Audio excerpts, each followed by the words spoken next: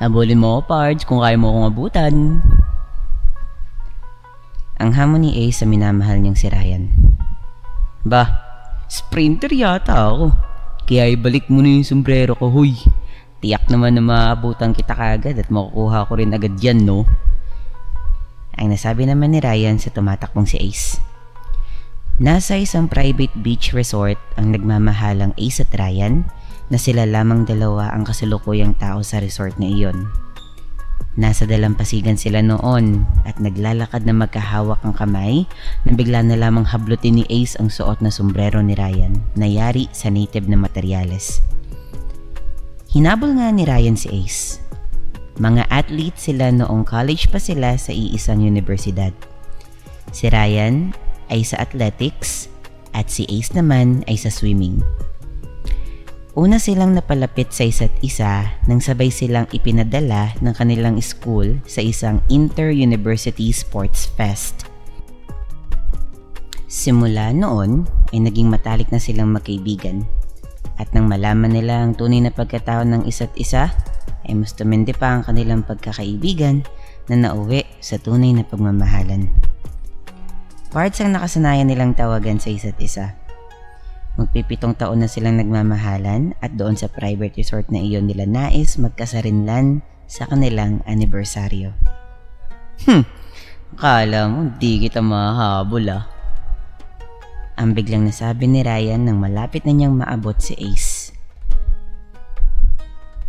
Mahabol mo, pero hindi mo makukuha yung sombrero mo. Ang nasabi naman ni Ace na pilit pa ring iniiwas ang sombrero ni Ryan upang hindi ito maagaw. Sinunggaban ni Ryan si Ace na naging sanhi ng pagbagsak nilang dalawa sa buhangin. Naglapat ang kanilang mga katawan. Nagkatitigan. Dahan-dahang naglapit ang kanilang mga mukha. Hanggang sa lumapat na mga labi ni Ryan sa mga labi ni Ace. Naghalikan ang dalawa sa tabing dagat na iyon, saksi ang haring araw. Hindi na alintana ng dalawa na baka may naliligaw na mangingisda doon at nasasaksihan din ang tila pulot gata nilang pagpapahayag ng pag-ibig sa isa't isa. Akala mo mabagal na ako sa pagtakbo ha? Kayang-kaya ko pa kayong tumakbo sa 100-meter dash na less than 13 seconds. Ako pa rin yata ang may hawak ng record ng school natin, no? Ang pagmamayabang naman ni Ryan nang tumigil ang dalawa sa halikan. Diyan ka lang naman magaling eh. Di mo naman ako kakayanin sa swimming. Nakailang gold medal na rin ako sa mga palarong sinalihan ko, no? Ang pagmamayabang naman ni Ace. Ganon ah. Sige nga, unahan tayo sa paglangoy papunta sa bangkang yon. Ang hamon ni Ryan kay Ace. Kinagat naman ni Ace ang hamon ni Ryan dahil alam naman niya na mas mabilis siyang lumangoy kaysa dito. Ready? Get set? Go! Ang sigaw ni Ace at nagsimula silang tumakbo papunta sa dagat. Nilangoy ng dalawa ang dagat papunta sa nakadaong na bangka sa di naman kalayuan sa dalampasigan. Subalit may kalaliman na rin ang kinalalagyan ng bangkang iyon. Pards! Hindi, kumagalayisan pa ako. Ang sigaw ni Ace at tila nalulunod na siya. Bahagyang tumigil sa paglalangoy si Ryan at tinignan lamang si Ace. Biglang naisip ni Ryan na isang biro na naman iyon at nais lamang makauna sa langoyan ni Ace kaya umaarte siya ng ganon. Nakailang ulit na rin kasing ginagawa ni Ace ang ganoong biro kay Ryan. Hindi na ito pinaniwalaan pa ni Ryan dahil napakagaling naman talagang lumangoy ni Ace at natitiyak ni Ryan na hindi siya malulunod. Nagpatuloy lamang sa paglangoy si Ryan hanggang sa marating niya ang bangkang nagsisilbing finish line nila. Umahon si Ryan sa tubig at tumungtong sa bangkang iyon. Muli niyang tinanaw ang kinaroroonan ni Ace. Subalit laking gulat niya nang wala siyang makitang Ace na lumalangoy. Bigla siyang kinabahan. Bigla siyang napaisip na totoo na pala ang paghingi ng saklolo ni Ace sa kanya. Dali-dali siyang nag-dive sa dagat at binalikan ng kinaroroonan ni Ace. Sisid dito, sisid doon ang ginawa ni Ryan upang matuntun lamang ang kinalalagyan ni Ace sa ilalim ng dagat. Subalit kahit anong gawing pagsisid ni Ryan, hindi niya na nakita pa si Ace sa ilalim ng dagat. Nakaramdam siya ng pagod at panghihina ng katawan. Napilitan siyang tumigil sa paghahanap kay Ace. Bard! Nasaan ka na? Bard! Ang biglang pagsigaw ni Ryan nang hindi na niya makita si Ace.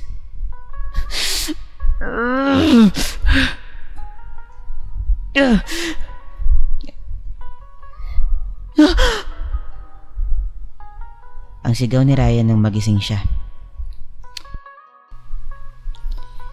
Isang masamang panaginip lang pala ang nangyaring iyon kay Ace. Kahit na panaginip lamang iyon, ay kinabahan pa rin si Ryan. Subalit pilit niyang pinapakalma ang kanyang sarili. Nasa Baguio si Ace ng araw na iyon at sa kinabukasan pa siya makakabalik sa Maynila. May convention kasing danaluhan si Ace at siya ang pinadala ng kanyang kumpanya. Anibersaryo nila ng araw na iyon. Sinubukang pakiusapan ni Ace ang kanilang kumpanya na iba na lamang ang ipadala sa convention, ngunit hindi niya ito napapayag. Okay lang naman kay Ryan iyon. Pagbalik na lamang ni Ace sa Maynila, saka sila magse-celebrate ng kanilang anniversary.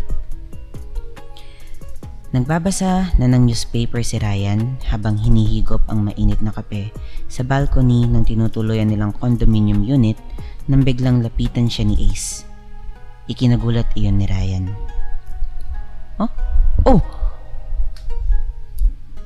Bakit nandito ka na? Akala ko ba bukas pang baba mo? Ang tanong ni Ryan. Hindi na sumagot si Ace. Bigla na lamang siyang hinalikan sa mga labi ni Ryan. Ilang minuto din ang tinagal ng halikan nilang iyon. Tapos ay niyaya ni Ryan si Ace na pumasok sa loob ng kanilang kondo. Oh, teka lang. Grabe naman pananabik yan sa akin. Ang nabanggit pa ni Ryan, bago na naman siya halikan ni Ace sa mga labi. I miss you lots, Bard. I miss you. I miss you. I miss you. Ang paulit-ulit na binibigkas ni Ace habang nakikipaghalikan siya kay Ryan. Ilang araw pa lang naman tayo nagkakalayo, huy. Tapos sobrang miss mo na ako. Ang nasabi naman ni Ryan habang patuloy pa rin ang kanilang halikan. I don't wanna lose you, Bards. Hindi ko kayo mawali sa piling mo. Ang nasabi naman ni Ace habang matindi pa rin ang kanilang halikan ni Ryan. Hindi tayo magkakawalay magpakailanman. Pangako yan. Ang pangako naman ni Ryan. Kahit na sa kabilang buhay? Ang tanong ni Ace. Pangako. Hanggang sa kabilang buhay. Ang tugon naman ni Ryan. Sana makita pa rin tayo hanggang sa kabilang buhay, ah. Para doon natin ipagpatuloy yung pagmamahalan natin. Di ka pwedeng mapunta sa iba. Ang nasabi naman ni Ace. Nagpatuloy sa halikan ng dalawa habang papalapit sila sa kanilang kama. Bago sila tuluyang nahiga sa kama, ay isa-isa nilang hinubad ang kanilang mga damit. Kapwa hubot-hubad na ang dalawa nang mahiga sila sa ibabaw ng kama. Halos walang parte ng kanilang katawan ang nakaligtaan nilang halikan. Matindi din ang kanilang pagsuso sa ari ng isa't isa. Grabing ligaya ang naging dulot ng ginagawa nilang iyon sa bawat isa. Pati ang pagpasok sa kanilang ari sa likuran ay palit-palitan din nilang ginagawa.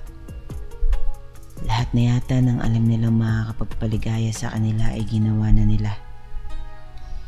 Labis-labis ang kanilang kasiyahang nadarama na matapos ang kanilang pagtatalik. Marahil sa tindi ng kanilang romansahan ay nagdulot ito ng sobrang kapaguran sa kanila. Ilang minuto din silang nakahiga sa kama na magkayakap, subalit wala ni isa man sa kanila ang ibig magsalita. Dahil sa katahimikan ng paligid ay tiyak na mararamdaman ng dalawa ang mga pintig ng kanilang puso.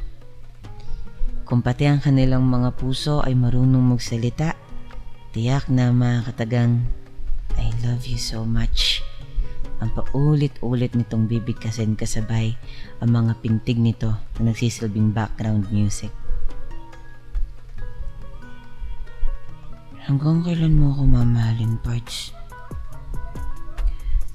Ang tanong ni Ace na pumukaw sa kanilang katahimikan.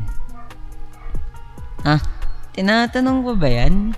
Siyempre, habang tayo nabubuhay, ikaw lamang ang aking pinakamamahal. Ang tugon naman ni Ryan.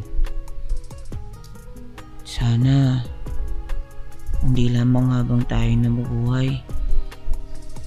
Kung maaari ay hanggang sa kabilang buhay. Hanggang sa magpakailanman. Ang hiling naman ni Ace. Yun ba yung gusto mo? Pangako. Hanggang sa magpakailanman. Hanggang sa kamatayan. Magkaroon man tayo ng ikalawang buhay, mamahalin pa rin kita. Pangako yan. Ang sagot naman ni Ryan. Biglang tumayo si Ace. Muling isinuot ang kanyang mga damit. Laking pagtataka ni Ryan nang biglang lumabas ng kanilang silid si Ace nang hindi man lang nagpapaalam sa kanya. Uy, teka! Saan ka pupunta?